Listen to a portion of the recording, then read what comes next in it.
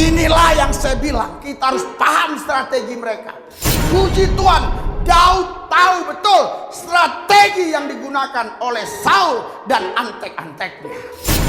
Saudara, kita punya musuh. Jangan kau pikir kita nggak punya musuh. Jangan kau pikir.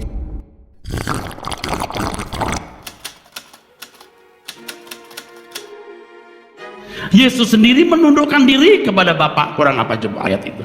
Engkau satu-satunya Allah, Theos, yang ilahi, the mighty, dan Yesus yang kau utus. Jelas tidak mungkin utusan itu bisa lebih besar dari pengutusnya. Bapak berkata bahwa Bapak lebih besar dibandingkan Yesus. Yesus lebih kecil dari Bapak. Pak Erastus, Bapak ini makin sekolah tinggi, makin pikirannya saya lihat kacau. Sepertinya dulu Bapak nggak seperti ini. Hanya belakangan-belakangan ini saja Bapak berpikir seperti ini. Saya juga nggak ngerti ya. Dulu Bapak itu menjadi panutan saya. Sekarang kok malah Bapak mengajarkan hal-hal yang membingungkan kita. Bapak di surga itu utus. Yesus itu utusan. Berarti yang diutus itu lebih kecil daripada yang mengutus. Bapak hampir menggoncangkan kotak iman saya. Dor nyungsep ke bawah.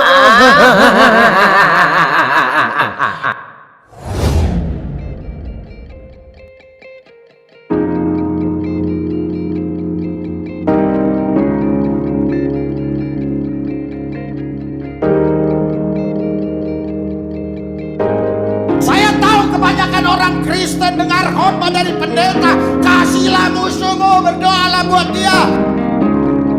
Pria ini namanya Risuli Lubis. Dia adalah seorang pendeta yang identik dengan suaranya yang keras. Semua nama-nama di muka bumi harus tunduk kepada namanya.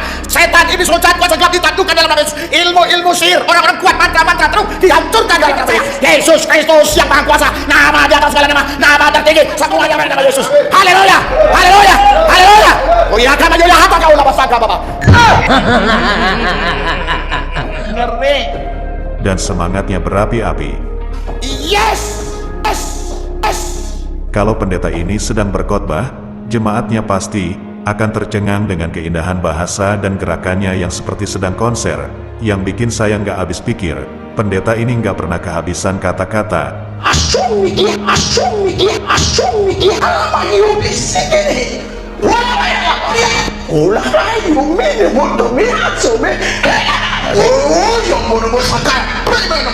Bahasa yang diucapkan selalu baru dan bisa membuat orang yang menontonnya nah, benar, yaitu bisa bikin tertawa terbahak-bahak. Bagaimana pendeta Risuli Lubis bisa berhasil memenangkan jiwa-jiwa dan roh yang didoakannya?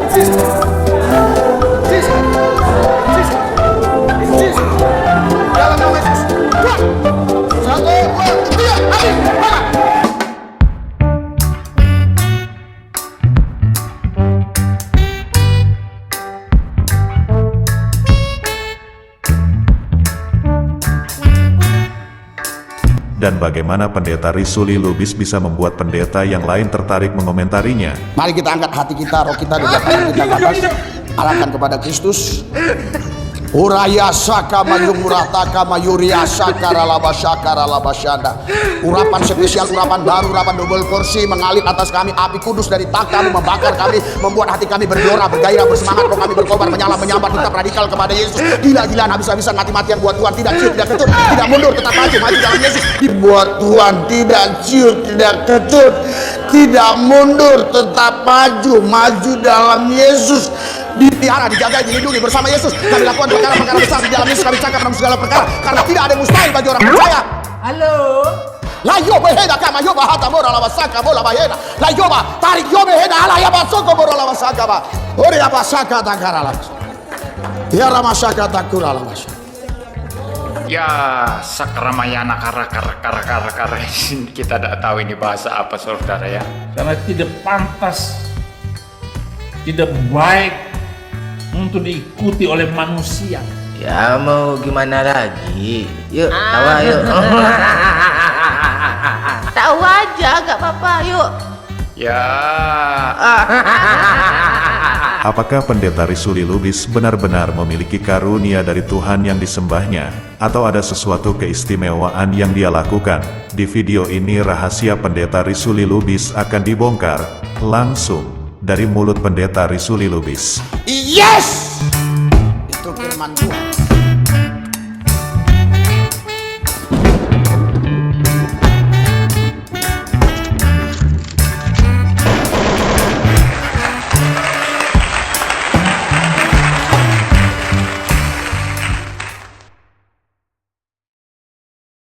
Itu firman Tuhan. Haleluya. Tapi kali ini saya buat judul tema khotbah yang fenomenal, yang kontradiktif. Jemaat gembala harus bersatu menghancurkan musuh. Di dalam khotbah, pendeta Risuli Lubis yang seakan-akan mengajak jemaatnya untuk berperang. Tapi ya, kita nggak perlu untuk mereaksi tujuan khotbah dari pendeta Risuli Lubis. Jadi yang akan saya reaksi adalah perkataan pendeta Risuli Lubis yang pasti akan saya bantah dengan video-videonya sendiri, dan juga sebagian akan saya bantah dengan video-video yang bersumber dari teman-temannya sendiri. Baiklah sahabat beriman, mari kita saksikan. Kenapa nggak mengasihi, Pak? Makanya harus fokus pikiranmu, dengar. Fokus pikiranmu, lihat wajah saya. Fokus pikiranmu, lihat wajah saya. Sorry ya, jangan tersinggung ya. Kan dia cukup ganteng tuh. Kayu salib patah-patah tuh kayu salib ya kan? Astaga. Wajah saya lebih indah dilihat daripada wajah yang lain. Yang mana ha? Yang mana? Yang mana? Kita ketawain MU nih yuk. Yip.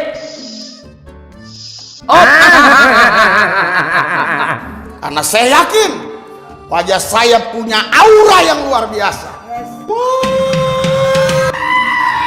Nah, itulah dia. Saya sudah bilang, saya nggak akan mereaksi dari isi khotbahnya. Jadi ya buat lucu-lucuan saja. Kira-kira jemaat yang dikhotbahi seperti itu, dengan membandingkan wajahnya dengan manusia yang lain. Apakah jemaatnya nggak ada yang protes? Jika jemaatnya nggak ada yang protes, berarti rata-rata wajah jemaatnya ya. Woi, fans MU ngomong dong, senggol dong gitu. Wajah saya bisa memancarkan urapan kuasa. Pertak! Melawak terus. Kalau saya yakin seperti itu, nggak mungkin saya melayani dari gereja ini sampai Sabang, Merauke, Miangas, Rote, bahkan sampai ke luar negeri yang saya tidak tahu bahasanya. Tapi saya bisa melayani mereka hanya dengan bahasa roh. Dan sekarang itu dibuat TikTok oleh channel-channel seberang. Nah, inilah si Lubis, lihat. Nah, dia bahasa roh, kata nginjilin orang. Serius nanya, dalam penginjilan, apakah bahasa yang digunakan bervariasi tergantung pada konteks budaya dan kebutuhan audiens yang dituju, dan bahasa apa yang sering digunakan dalam penginjilan? Kemudian, apakah penting saat penginjilan itu menggunakan bahasa yang nggak dipahami oleh audiens yang dituju? Dengan bahasa roh misalnya, kan banyak yang nggak paham nih. Apakah pesan penginjilan dengan bahasa roh dapat disampaikan dengan jelas dan efektif? ya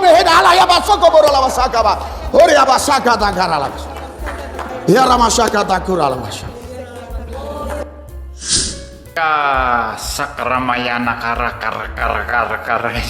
kita tidak tahu ini bahasa apa saudara ya.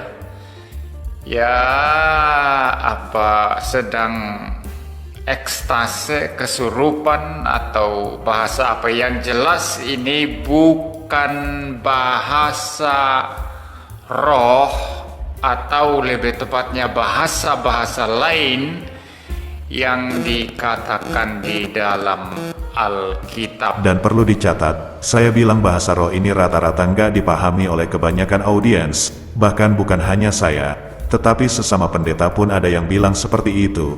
Misal pendeta MYM saja nggak paham dengan bahasa roh. Ya masuk akal sih, karena pendeta Risuli Lubis nggak menerjemahkannya.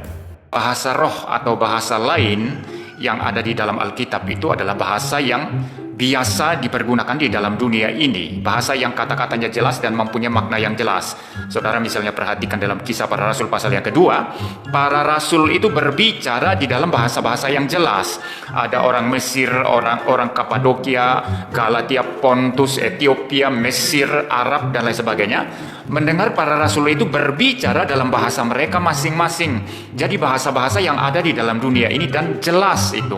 Nah, poin yang bisa saya dapat, kesimpulannya, mungkin apa yang dikatakan oleh pendeta MYM itu adalah, misal, dalam konteks Indonesia, penginjilan biasanya dilakukan dalam bahasa Indonesia, karena merupakan bahasa resmi yang dipahami oleh mayoritas penduduk. Kemudian bahasa internasional yang banyak digunakan dalam penginjilan di berbagai negara di dunia. Ini memungkinkan pesan penginjilan untuk mencapai orang-orang dari latar belakang budaya yang berbeda. Lalu, dalam beberapa kasus, penginjilan dilakukan dalam bahasa daerah atau lokal untuk mencapai komunitas yang tidak mahir dalam bahasa resmi negara atau bahasa asing.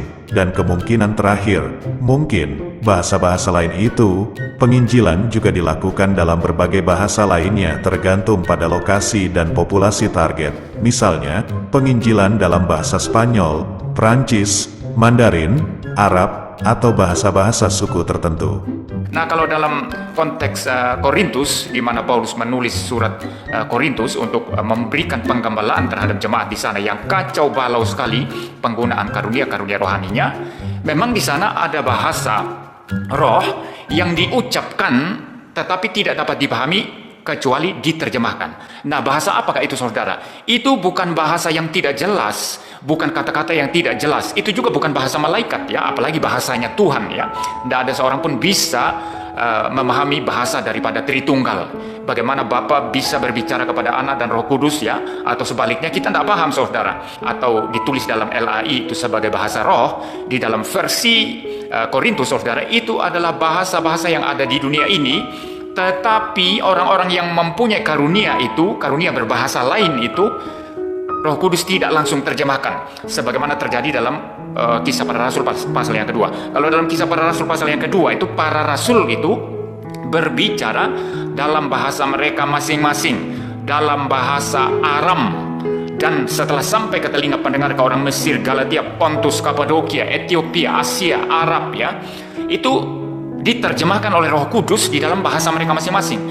Ya, jadi sehingga jelas kepada para pendengar, saudara, karena fungsi semua karunia-karunia rohani itu termasuk berbahasa lain atau bahasa roh, itu adalah untuk membangun iman jemaat. Maka Paulus berkata perlu diterjemahkan. Nah, argumentasi pendeta MYM ini bisa disimpulkan bahwa bahasa penginjilan juga berfungsi untuk membangun komunitas berdasarkan keyakinan agama yang sama. Bahasa digunakan untuk memfasilitasi komunikasi dan interaksi antar anggota komunitas, menguatkan ikatan sosial, dan mendukung pertumbuhan spiritual. Kemudian, pendekatan penginjilan dapat berbeda-beda antar sekte atau kelompok-kelompok di dalam kekristenan.